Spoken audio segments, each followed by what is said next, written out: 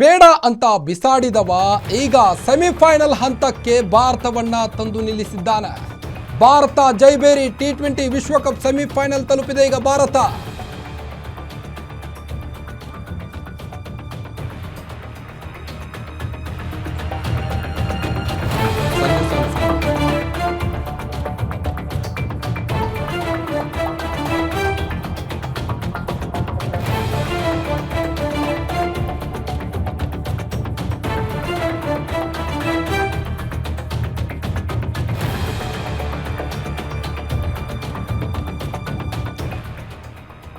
Super 8 ರಲ್ಲಿ Bharat super ಆಗಿ ಆಡಿ ಈಗ ಸೆಮಿಫೈನಲ್ ತಲುಪಿದೆ.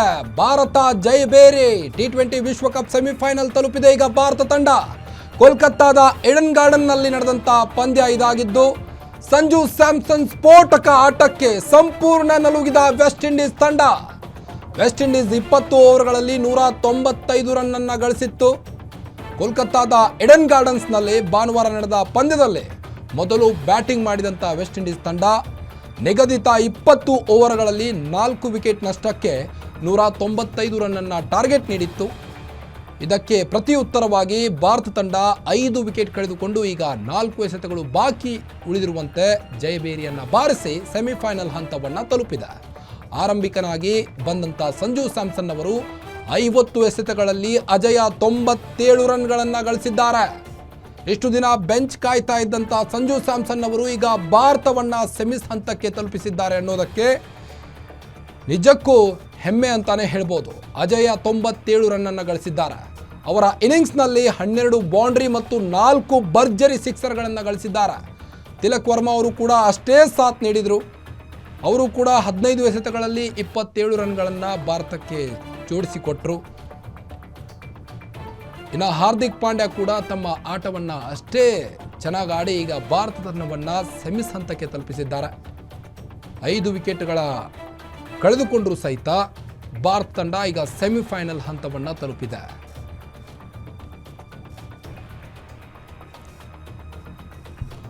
ಕೋಲ್ಕತ್ತಾದ ಈಡನ್ ಗಾರ್ಡನ್ಸ್ನಲ್ಲಿ ನಡೆದಂಥ ಭಾರತ ವೆಸ್ಟ್ ಇಂಡೀಸ್ ಸೂಪರ್ 8 ಪಂದ್ಯದಲ್ಲಿ ಸಂಜು ಸ್ಯಾಮ್ಸನ್ ಅಮೋಘ ಇನ್ನಿಂಗ್ಸ್ ಅನ್ನು ಆಡುವ ಮೂಲಕ 195 ರನ್ಗಳ ಬೃಹತ್ ಗುರಿಯನ್ನು ಬೆನ್ನಟ್ಟಿದ್ದಂಥ ಭಾರತ ಸಂಜು ಅವರ ಏಕಾಂಗಿ ಹೋರಾಟದಿಂದ ಈಗ ಗೆಲುವು ಸಾಧಿಸಿ ಸೆಮಿಫೈನಲ್ ಪ್ರವೇಶ ಮಾಡಿದೆ.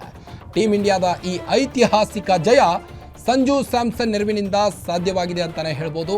ಕೋಲ್ಕತ್ತಾದ ಈಡನ್ ಗಾರ್ಡನ್ಸ್ ಮೈದಾನದಲ್ಲಿ ನಡೆದಂಥ ಭಾರತ ಹಾಗೂ ವೆಸ್ಟ್ ಇಂಡೀಸ್ ನಡುವಿನ ಸೂಪರ್ 8 ಸುತ್ತಿನ ಪಂದ್ಯ ರಣರೋಚಕ ಕ್ಷಣಕ್ಕೆ ಸಾಕ್ಷಿಯಾಗಿತ್ತು.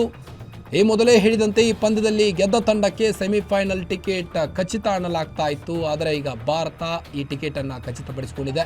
ಹೀಗಾಗಿ ಎರಡೂ ತಂಡಗಳು ಗೆಲುವಿಗಾಗಿ ರಣತಂತ್ರವನ್ನೇ ಹೆಣೆದಿದ್ವು. ಆದರೆ ಕೆಚ್ಚೆದೆಯ ಆಟವನ್ನಾಡಿದಂಥ ಟೀಮ್ ಇಂಡಿಯಾ ಈ ಪಂದ್ಯವನ್ನು ಗೆದ್ದು ಸೆಮಿಫೈನಲ್ಗೆ ಅರ್ಹತೆಯನ್ನು ಪಡೆಯಿತು.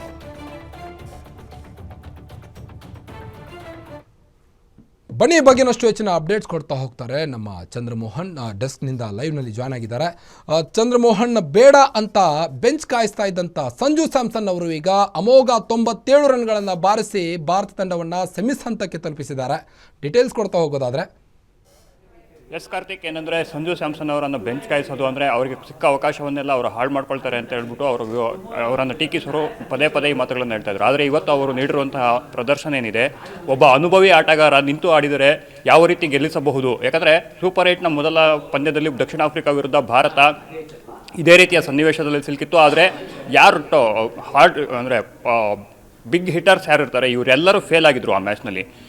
ಇದೇ ಕಾರಣಕ್ಕಾಗಿ ನಮ್ಮದು ಭಾರತದ ರನ್ ರೇಟ್ ತೀವ್ರ ಕುಸಿತ ಕಂಡಿತ್ತು. ಮತ್ತು ಎಲ್ಲೋ ಒಂದು ಕಡೆ ಸೆಮಿಫೈನಲ್ಗೆ ಬರುತ್ತಾ ಇಲ್ವಾ ಅನ್ನೋ ಪ್ರಶ್ನೆಯನ್ನು ಅಭಿಮಾನಿಗಳಿಗೆ ಕಾಡ್ತಾ ಇತ್ತು. ಯಾಕಂದರೆ ಆ ರೀತಿಯಾದಂಥ ಹೀನಾಯ ಪ್ರದರ್ಶನವನ್ನು ತೋರಿದರು.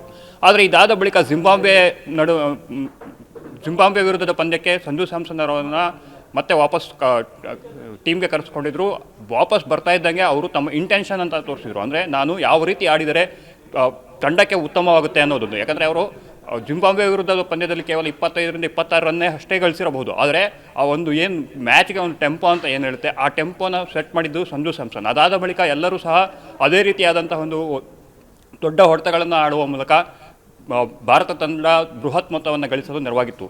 ಇವತ್ತು ಹೇಳಬೇಕು ಅಂದರೆ ಆ್ಯಕ್ಚುಲಾಗಿ ವೆಸ್ಟ್ ಇಂಡೀಸ್ ವಿರುದ್ಧದ ಪಂದ್ಯದಲ್ಲಿ ಭಾರತ ಈ ರೀತಿಯಾದಂತಹ ಕಷ್ಟಪಟ್ಟು ಗೆಲ್ಲಬೇಕಾಗಿರುವಂಥ ಅವಶ್ಯಕತೆ ಏನಿರಲಿಲ್ಲ. ಯಾಕಂದರೆ ಅಭಿಷೇಕ್ ಶರ್ಮಾ ಮೊದಲ ಇನ್ನಿಂಗ್ಸಲ್ಲಿ 2 ಕ್ಯಾಚ್ ಕೈ ಬಿಟ್ಟರು.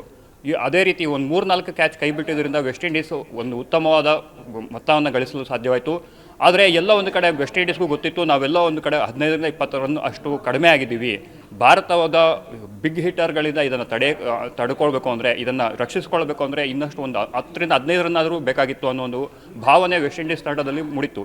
ಇದನ್ನು ಈಗ ಭಾರತ ನಿಜ ಮಾಡಿದೆ. ಯಾಕಂದರೆ ಸಂಜು ಸ್ಯಾಮ್ಸನ್ ಅವರು ಮೊದಲ ಓವರಲ್ಲಿ ಅವ್ರಿಗೆ ಸ್ಟ್ರೈಕ್ ಸಿಗಲಿಲ್ಲ. ಬಟ್ 2ನೇ ಓವರಿಂದ ಯಾವಾಗ ಅವರು ಸ್ಟ್ರೈಕಿಗೆ ಬಂದಿದ್ದ ತಕ್ಷಣ ತಮ್ಮ ಇಂಟೆನ್ಷನ್ ತೋರಿಸಿದ್ರು. ಅಂದರೆ ನಾನು ಈ ಮೊತ್ತವನ್ನು ಚೇಸ್ ಮಾಡ್ತೀನಿ.